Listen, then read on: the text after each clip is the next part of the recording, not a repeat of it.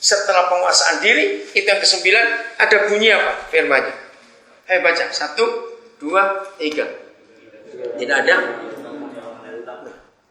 Buat saya ayat itu sangat penting. Tidak ada hukum yang bisa menentang hal-hal itu. Hal-hal apa? Injil. Kasih, sukacita, damai sejahtera, seterusnya itu. Enggak ada yang menentang.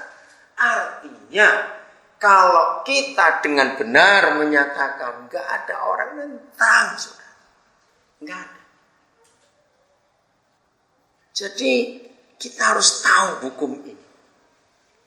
Yang saya cerita, 4 orang, saudara, bukan 3. Tanggal 3 Mei, saya dari Jakarta kembali ke Nabire. Saya naik pesawat pagi. Nah, pesawatnya Merpati itu jam 5. Jadi 3:30 semua penumpang sudah datang, jam 4 sudah datang. Pasti pada ngantuk. Terus kalau segitu, saya ini selalu berdoa. Siapa yang di samping saya? Pasti begitu. Saudara, ternyata di samping saya ini double seat. Dikira penumpang itu ribut. Terus saya tanya, Papa, di antara 2 orang itu yang mana harus diselamatkan? Tuhan tunjukkan, yang pakai kaos. Oke, saya minta. Biar pramugari izinkan yang itu duduk sebelah saya. Yang satu dipindah. Cukup tegang. Akhirnya betul Tuhan jawab. Yang pakai kaos duduk sebelah saya. Tapi begitu duduk dia langsung tidur. Ya, karena kan masih pagi sekali. Ya udah. Saya siapkan hati. Dia orang Palembang asli, saudara. Dia terbangun karena pramugari menyuguhkan makanan. Dia cuma sampai Makassar saja. Akhirnya saya kenalkan diri. Saya langsung, saya ini kalau ngomong kenalkan orang, saya pendeta. Supaya mereka tahu. Sehingga mereka nggak rasa dijebak. Ya, saya nggak mau nutupi kependetaan ini bagi mereka yang bukan Kristen. Akhirnya kami ngomong-ngomong. Sejak hari itu sampai tadi ini. Kalau saudara lihat SMS saya, saudara akan tahu. Setiap hari dia itu kontak saya. Setiap hari. Nanti tanggal 30 Juni dia akan tes untuk masuk kuliah. Padahal dia itu lulusan SMA tahun 93. Makanya karena Roh Kudus bilang kepada saya, itu membuat dia kaget. Dia kira saya dukun. Dia bilang, satu kekecewaan dalam hidupmu sehingga kamu benci bapakmu. Karena gara-gara bapakmu kamu gak bisa kuliah. Dan kamu itu ingin kuliah. Dia kaget, saudara. Nah, akhirnya karena Roh Kudus ngomong itu, saya tantang. Walaupun ini mustahil, kamu cari. Dia dapat jarak kampus itu di daerah Tebet.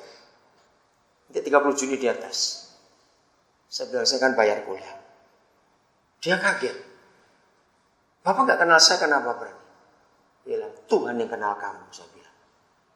Dan Tuhan itu memberitahukan kepada saya. Tanggal 11 itu hari Selasa. Ada orang datang, saya lagi mimpin satu seminar di satu sekolah. 5 season hari itu saya ngajar. Season kedua datang peserta tapi terlambat. Nah, dia bawa seorang. Saya kenal peserta itu tapi yang dibawa saya nggak kenal. Waktu saya lagi ngajar, mereka 2 masuk. Roh Kudus ngomong tentang yang dibawa. Dia itu mau bunuh diri. Saya tahu berarti Tuhan ingin buat sesuatu pada orang itu. Tapi saya nggak kenal. Selesai season kedua, wah terjadi diskusi semuanya. Saya lupa kemana itu orang tadi ini. Tapi begitu season ketiga, oh mereka ada. Ya udah kalau gitu. Season ketiga selesai, lagi. Wah sudah jadi banyak yang perlu dibahas semuanya. Sampai saya lupa juga kemana itu. Tapi tentu baik, nggak pernah kalau satu tunjuk orang. Season ketiga selesai, ternyata orang ini masuk season keempat, dia pamit. Saya ada urusan. Oh baik. Nah begitu dia pamit, saya ingat. Mana yang kamu ajak tadi? Oh sudah ada di mobil. Panggil dia. Tuhan lagi perlu ngomong. Oh ya. Dia kaget. Kenapa? Dia memang belum percaya Tuhan. Maka itu panggil dia. Nah orang ini ragu-ragu. Karena orang yang diajak itu marah sebetulnya. Dia rasa dijebak. Kenapa diajak ke acara ini? Akhirnya dipanggil, saya dekati dia. Saya cuma ngomong satu hal ini. Jangan kau teruskan keinginanmu untuk mati. Tuhan sayang kamu. Saudara, orang ini kaget sekali. Akhirnya saya ngomong dengan dia. Wah, Tuhan jamah. Luar biasa. Tanggal 13-nya. Dia nginep di rumah saya. Sampai tanggal 17. Dalam waktu 4 hari itu, dia mengalami perubahan yang luar biasa. Nanti saya akan ketemu dia lagi di Bali tanggal 14. Nah, tanggal 16 ada 2 orang lagi yang bukan Kristen. Mereka mau ketemu, saya bilang saya nggak ada waktu. Kalau mau di gereja, tapi maaf bukan berarti saya ngajak kalian kerja di Kristen. Karena waktu saya cuma ada di situ. Jam 4 sore, baik, datang mereka. Dengan kaku sekali.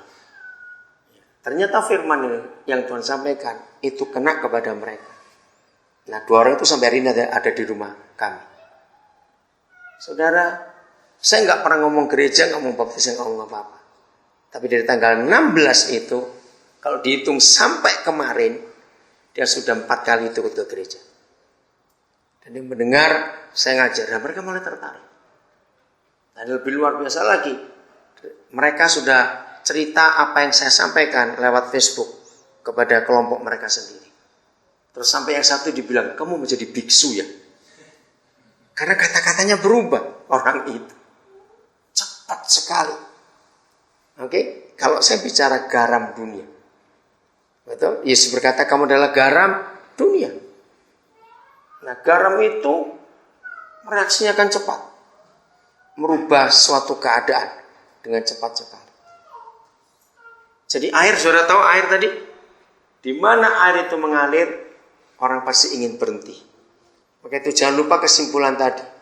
Kapan terakhir kali ada orang minta nasihat kepada saudara? Untuk hal apa saja? Itu nilai kekristenan kita. Katakan amin. Harus siap itu. Ada orang datang. Nggak usah pasang papan nama, nggak usah penasihat, nggak usah malu-maluin nanti ikut. Nanti Roh Kudus akan ngomong sendiri. Oke? Kalau itu terjadi, saudara, hidup ini sungguh luar biasa. Dunia akan tahu siapa Yesus lewat kita semua. Yesaya 9 ayat yang kelima. Sayang ayat itu hanya dibaca kalau Natal saja. Ayat yang kelima. Coba saudara baca. Cepat. Sebab seorang anak telah lahir untuk kita, ya.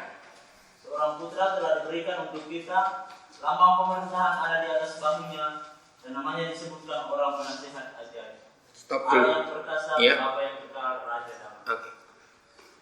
Tahun 94 saudara menjadi hari bersejarah buat saya gara-gara ayat itu. Pas Desember.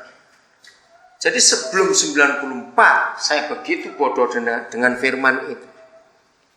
Kalau ada yang bodoh juga bertobat hari ini seperti saya tahun itu. Di mana bodohnya? Saya selama sekian banyak tahun menganggap nama Yesus yang hebat, penasihat ajaib, Bapa yang kekal, Tuhan yang perkasa, Raja Damai. Itu saya pikir Bapa di surga yang memberikan nama itu. Padahal saya itu baca sudah bertahun-tahun. Coba cara teliti, yang beri nama itu siapa? Oh iya, lihat kata besar, jangan lihat saya. Orang menyebutkan dia dengan nama itu. Jadi siapa yang beri nama itu? Orang menyebut, bukan Bapa di surga. Nah sekarang kalau orang menyebut Yesus Tuhan kita dengan nama penasihat ajaib, itu kenapa? Ayo, profesinya apa jadinya? Penasihat. Kenapa ada orang yang nyebut maling? Ya karena dia maling. Jadi Kristen itu adalah penasehat. Orang menyebut. Nah masalahnya kenapa kita nggak jadi penasehat? Karena kita nggak lihat urutannya itu. Saudara lihat, urutan kedewasaan itu jelas sekali. 1. Seorang anak bagaimana? Telah lahir untuk kita. Setelah lahir dia jadi apa? Putra. Diberikan kepada kita. Nah ini kedewasaan. Saudara, kita harus berani menyatakan kebenaran ini kepada dunia. Nah setelah dia jadi putra, fase ketiga, lihat baik-baik, ada apa itu? Nah, lambang pemerintahan di mananya? Oke. Sistem militer adalah satu-satunya sistem di dunia ini yang dipakai sama seragam seluruh dunia. setelah penguasaan diri. Itu yang ke-9. Ada bunyi apa? Firman-Nya. Ayo baca. 1, 2, 3.